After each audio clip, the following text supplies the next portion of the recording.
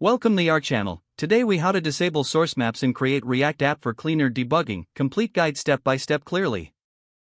To disable source maps and create React app, start by opening your project in a code editor.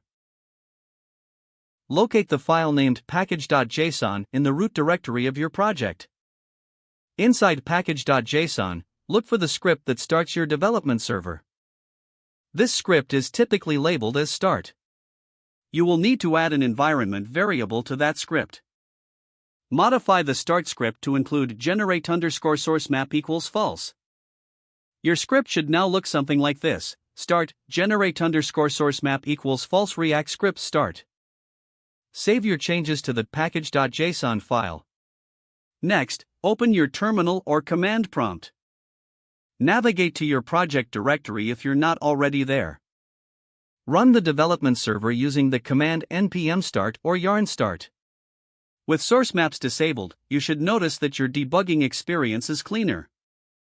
Your console will now show the original files without any source maps. This is especially useful when you want to focus on production-ready code without any extra information being displayed. To re-enable source maps later, simply remove the generate_source_map equals false from the start script.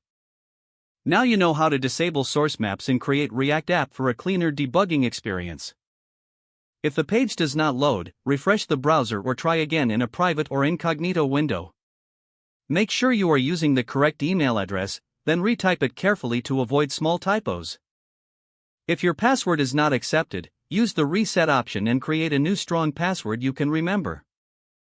Check your spam folder for verification or security emails, then complete any requested confirmation steps. Enable two-factor authentication if available to improve account security and reduce unauthorized access risk.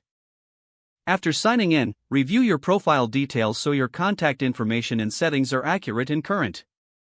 If you see an error message, note it down and try again after restarting your device and internet connection. Log out when you finish, especially on shared devices, to keep your account and payment information secure. If the page does not load, refresh the browser or try again in a private or incognito window.